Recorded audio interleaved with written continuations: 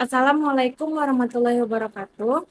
Alhamdulillahirabbil alamin. Assalatu wassalamu ala asrofil anbiya'i wal mursalin wa ala alihi rasulillahi ajmain amma ba'du.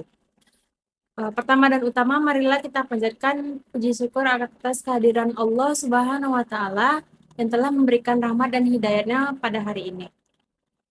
Salawat serta salam tak lupa kita kirimkan kepada junjungan Nabi besar Muhammad SAW yang telah membawa kita dari alam kebodohan menuju alam yang penuh ilmu pengetahuan seperti yang kita rasakan pada saat ini. Baiklah, tanpa memperpanjang mukadimah, perkenalkan nama saya Mita Kalisa Hakim dengan NIM 251402042 dari program studi pendidikan bahasa Arab kelas A.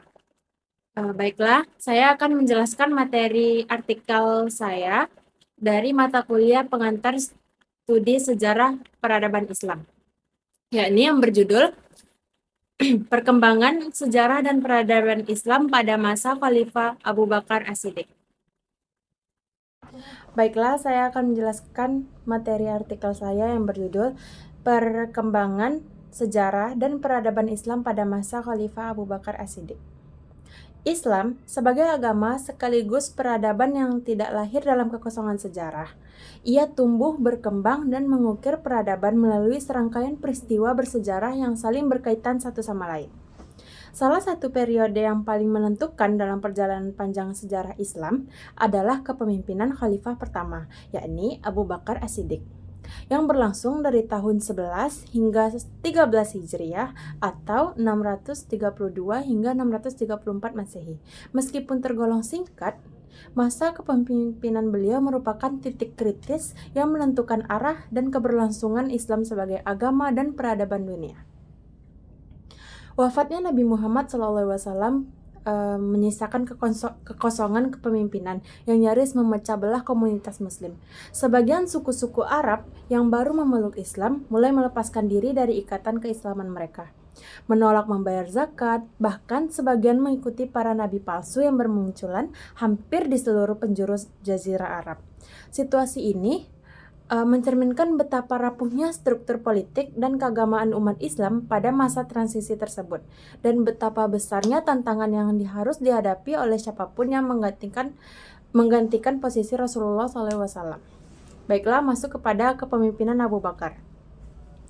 Proses pengangkatan Abu Bakar As-Siddiq sebagai khalifah pertama merupakan tonggak awal terbentuknya sistem pemerintahan Islam yang berbasis musyawarah.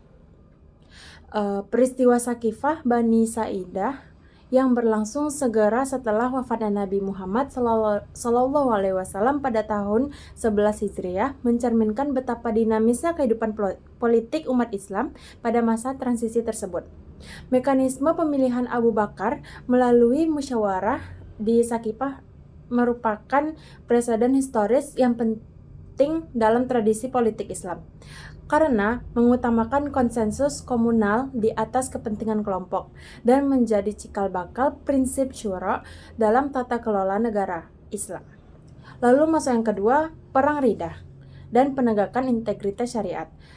Temuan penelitian ini mengungkapkan bahwa kebijakan Abu Bakar dalam menghadapi gerakan Riddah atau kemurtadan bukan sekedar respon militer semata, melainkan merupakan tindakan konstitusional untuk menegakkan integritas syariat Islam sebagai sistem hukum yang tidak dapat dipisahkan. Gelombang kemurtadan yang melanda hampir seluruh Jazirah Arab pasca wafatnya Nabi SAW mengancam eksistensi negara Islam yang baru terbentuk. Keberhasilan Abu Bakar menumpas gerakan Riddah dalam kurun waktu kurang dari 1 tahun, yang merupakan pencapaian luar biasa yang menyelamatkan Islam dari fragmentasi, disintegrasi, sekaligus memperkuat prinsip bahwa zakat sebagai rukun Islam adalah kewajiban yang tidak dapat ditawar meskipun Nabi SAW telah wafat. Lanjut yang ketiga, kodifikasi Al-Quran. Sebagai warisan peradaban, proyek pengumpulan dan pembukuan Al-Quran yang diprakarsai oleh Abu Bakar As-Siddiq merupakan salah satu kontribusi peradaban terbesar dalam sejarah umat manusia. Gugurnya sekitar 7 hufaz atau penghafal Al-Quran dalam pertempuran Yamamah menjadi alarm keras yang mendorong Umar bin Khattab mengusulkan kodifikasi Al-Quran kepada Abu Bakar. Lanjut yang keempat, ekspansi Islam dan pembentukan peradaban dunia. Kebijakan ekspansi yang dirintis Abu Bakar ke wilayah Irak dan Syam bukan didorong oleh nafsu imperialisme, melainkan merupakan langkah strategis untuk menyebarkan nilai-nilai keadilan Islam ke wilayah-wilayah yang selama berabad-abad hidup di bawah penindasan dua imperium besar, yakni Persia Sasanid dan Romawi Bizantium. Pengiriman Khalid bin Walid ke Irak dan 4 komandan ke wilayah Syam menunjukkan perencanaan militer yang terorganisir dan bervisi jauh ke depan. Keberhasilan ekspedisi-ekspedisi militer pada masa Abu Bakar meletakkan fondasi dan geopolitik bagi terbentuknya peradaban Islam yang kosmopolitan, yang pada puncaknya di abad ke-8 hingga ke-11 Masehi menyintesis dan mengembangkan warisan ilmu pengetahuan dari berbagai peradaban Yunani, Persia, India, dan Mesir.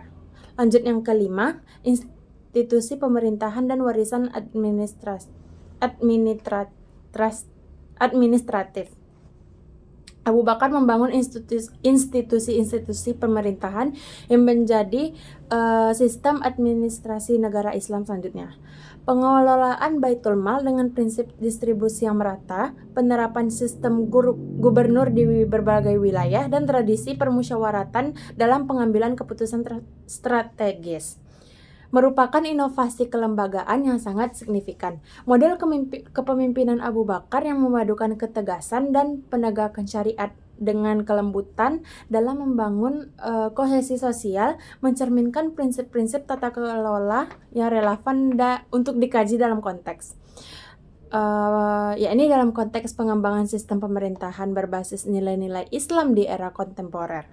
Khususnya dalam hal akuntabilitas pemimpin kepada rakyat dan supremasi hukum di atas kepentingan penguasa. Jadi kesimpulannya, kepemimpinan Abu Bakar As-Siddiq ini merupakan fondasi penting bagi terbentuknya sistem pemerintahan Islam setelah wafatnya Nabi Muhammad SAW. Melalui musyawarah Sakifah Bani Sa'idah, Abu Bakar menunjukkan bahwa legitimasi kepemimpinan dibangun atas dasar syura dan baiat umat. Ketegasan pada perang Ridha berhasil menjaga persatuan umat dan menegakkan integritas syariat, khususnya dalam menegaskan bahwa zakat merupakan kewajiban yang tidak dapat dipisahkan dari ajaran Islam. Selain itu, kebijakannya dalam menginisiasi kodifikasi Al-Quran menjadi warisan monumental yang menjamin keaslian wahyu tetap terjaga. Di bidang pemerintahan dan peradaban, Abu Bakar meletakkan dasar-dasar pemerintahan negara melalui pengelolaan Baitul Mal, penunjukan gubernur, dan pengambilan keputusan secara musyawarah. Kebijakan ekspansi ke Irak dan Syam tidak hanya memperluas wilayah Islam, tetapi juga menjadi jalan bagi lahirnya peradaban Islam yang besar dan berpengaruh. Secara keseluruhan, kepemimpinan Abu Bakar mencerminkan perpaduan antara integritas moral, ketegasan hukum, dan kepedulian sosial, sehingga menjadi teladan ideal bagi konsep kepemimpinan yang adil, amanah, berorientasi pada kemaslahatan umat. Baiklah, sekian materi yang dapat saya sampaikan. Lebih dan kurangnya saya mohon maaf. Syukran kasiron, billahi taufiq wal hidayah. Wassalamualaikum warahmatullahi wabarakatuh.